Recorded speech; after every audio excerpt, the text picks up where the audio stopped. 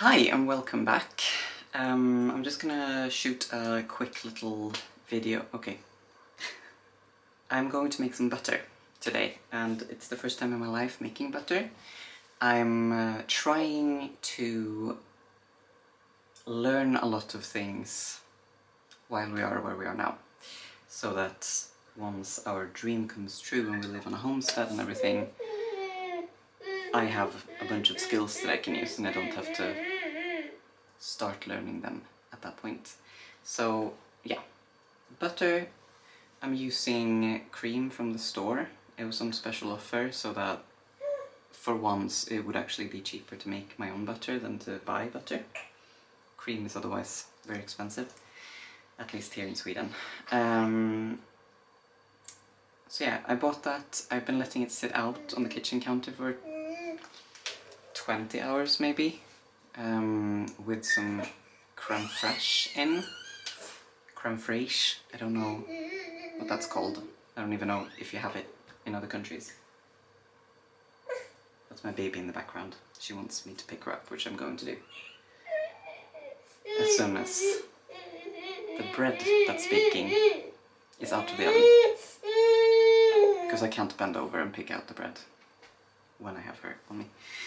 But anyway, yeah, I've been letting the cream sit out on the kitchen counter for almost 24 hours with a little, just a tablespoon of creme fraiche in,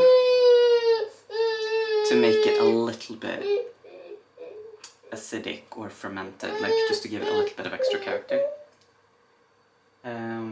It's currently sitting in the fridge again, because it needs to be cold when you start making butter, I think, at least. And I'm gonna use KitchenAid. I normally like slightly salted butter. I love salt, but I might actually make it without salt just to taste the basic flavor of it, and also so that my baby can have it without me. She has a lot of butter anyway, but then I don't even have to think about the salt content of the butter. Yeah, so I will be back in a moment when the bread is out of the oven and baby's on me and cream is out of the fridge and the KitchenAid is right here next to me. Yep.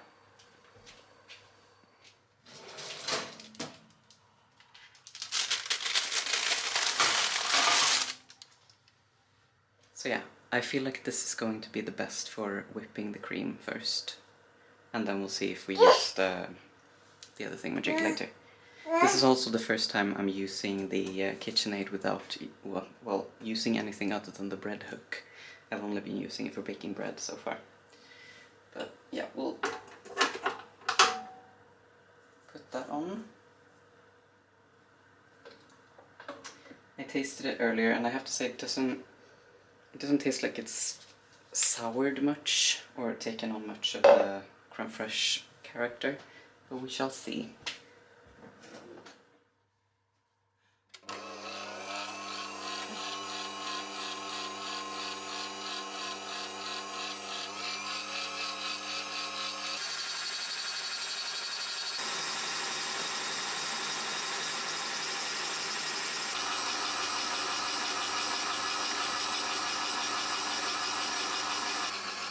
It's now been going for maybe 5 minutes, and we can actually already start seeing it separate.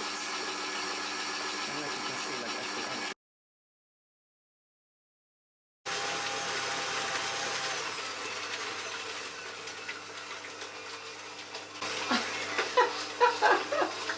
Oh God!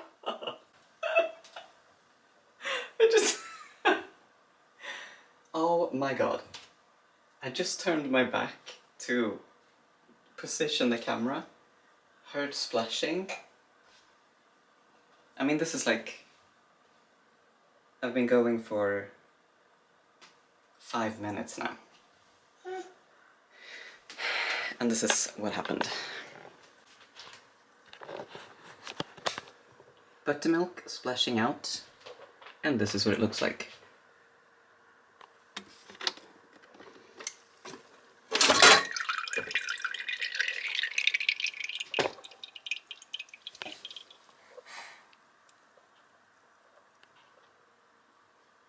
People, I think we have butter.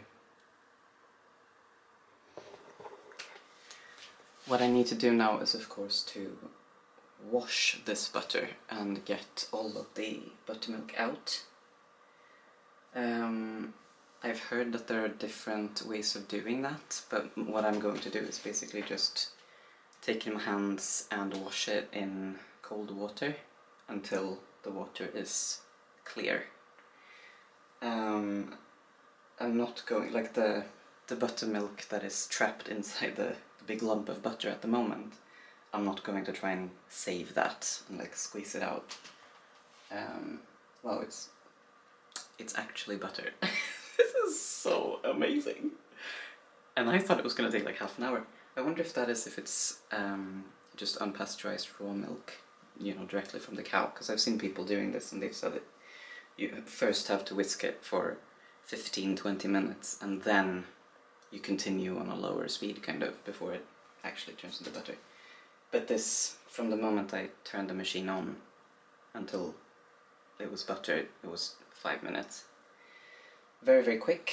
But yeah, the buttermilk that is in the bowl, I'm definitely going to save. I've never tried buttermilk before, so I'm going to taste that, and maybe we can make some pancakes with it. That would be quite something to make pancakes with homemade buttermilk and our own eggs.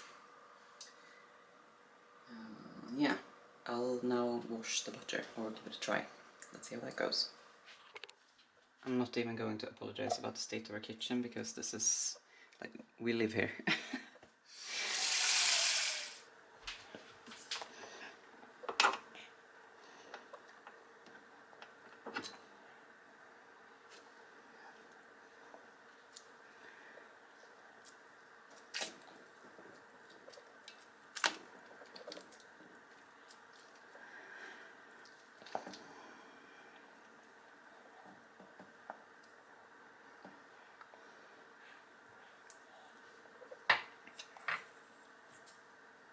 Hey.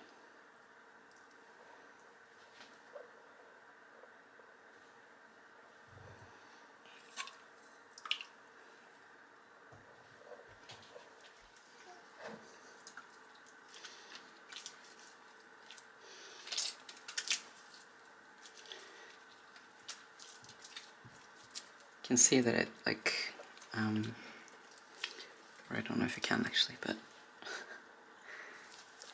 buttermilk is coming out through the butter. So what I'm trying to do is just squeeze all of that out. And I'll clean it off.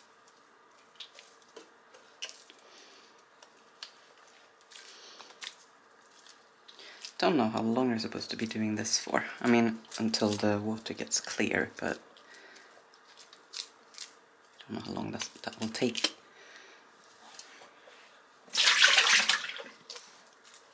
So far I have to say, when the cream is on discount, so that 1 liter of cream is cheaper than half a kilo of butter,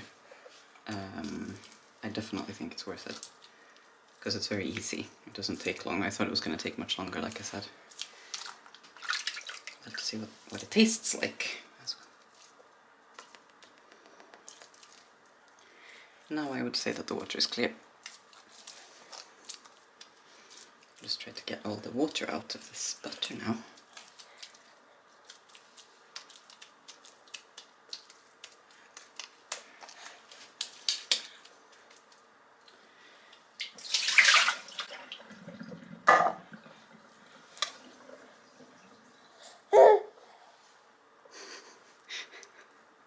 Okay, baby.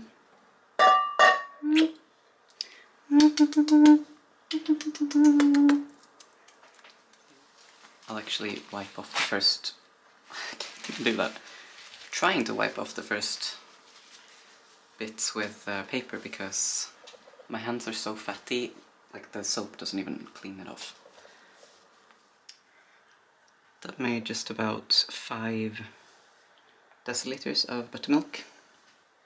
For storing the butter, we actually have a very special thing called a butter bell. Don't know if you have those where you live. This is a butter knife. Ceramic little cup, the lid, and this is the bell. So you put the butter in here and store it upside down in this cup that has a bit of water in it, so that if it's like this, the water goes a little bit above the edge, so that it's airtight. Basically, it becomes an airlock. And since butter is fat, it doesn't dissolve in the water or anything, so it's not like washed out, it just remains completely as it is. And the fact that air can't get in makes it so that it doesn't, what's it called? Go rancid. It doesn't go rancid. So it stays fresh for 30 days, I think, in one of these. Of course, we run out before 30 days have passed, but it's still really nice.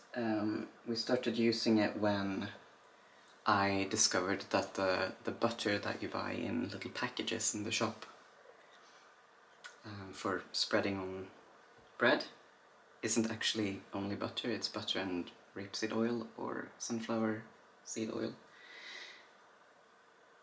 And yeah, to make it, that's why we can spread it on sandwiches and bread, of course, because it makes it softer.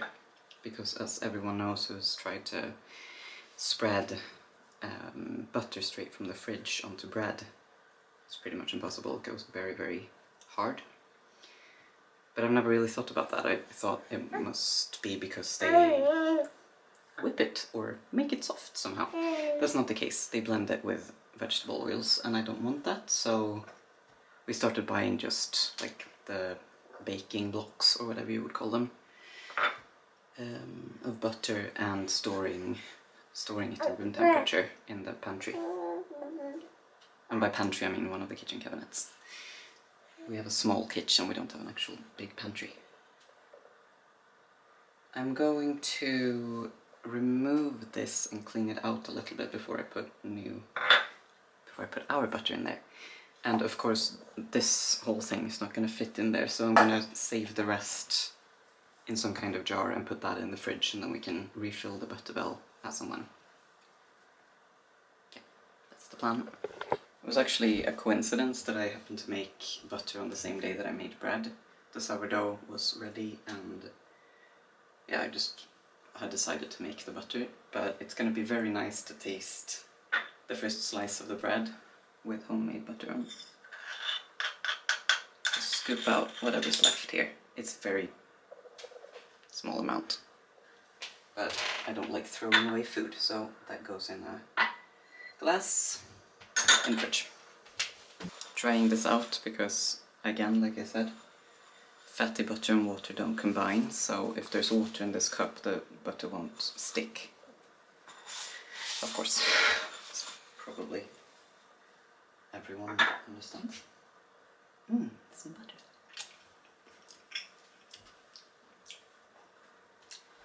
Okay, let me tell you, that was my first taste. I just had a little bit that had slopped down on the kitchen counter.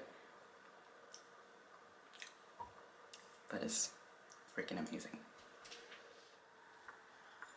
I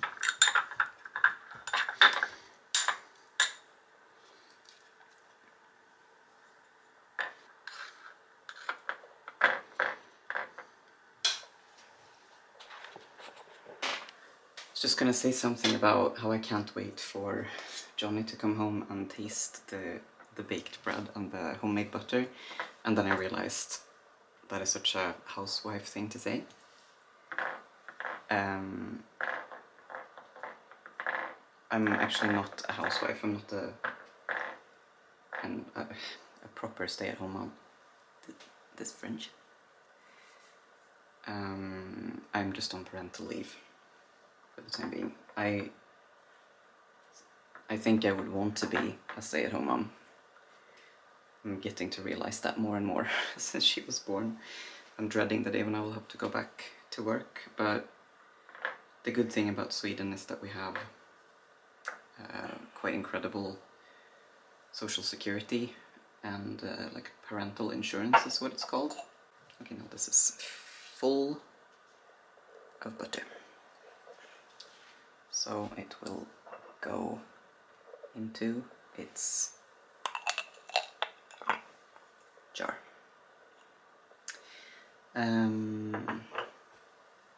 Yeah. So we have 18 months total of full pay from the like National Insurance Agency. I don't even know what that would be called. Like tax funded. And say what you want about taxes, but being able to stay home even if you don't have the possibility of actually being a stay-at-home mom, or you know, being self-employed or whatever. If you have to be employed, compared to in the US, I think you have like 6 weeks of paid or just guaranteed maternal leave after birth, which is insane to me. Like 6 weeks, the baby's barely out of the womb. I mean, of course, it's possible. People survive more things than we think, but I'm very glad I didn't have to go back to work after 6 weeks. That's mental. And also leaving the kids to daycare or wherever you leave them after 6 weeks. I'm sorry, but that, for me, that's like a recipe for creating really fucked up people. Having the babies being abandoned by their mothers and parents so early. We will have her home at least for 2 years. Because we've spread out the 18 full months of full pay that we get. That's if you take... Okay, this is gonna turn into a very complicated thing.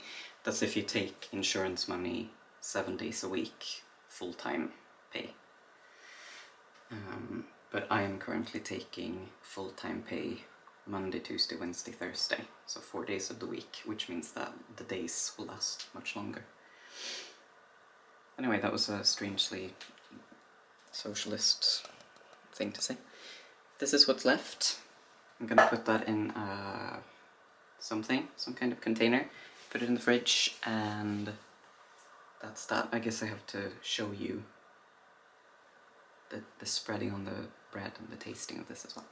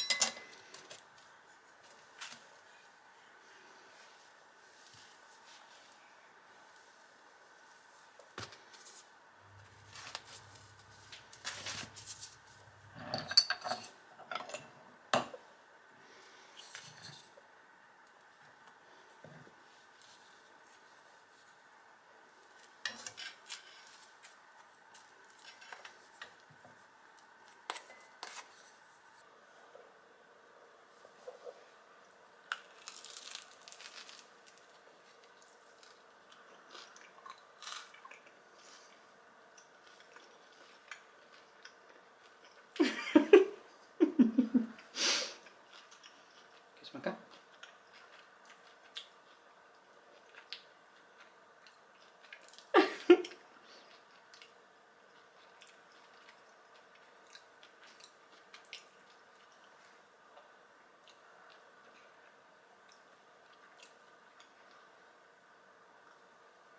I can understand that reaction. That's a very nice bread. There's caraway and fennel seed in it. It's like a slightly German style sourdough bread, I think. It's a rye sourdough, but only wheat flour in the,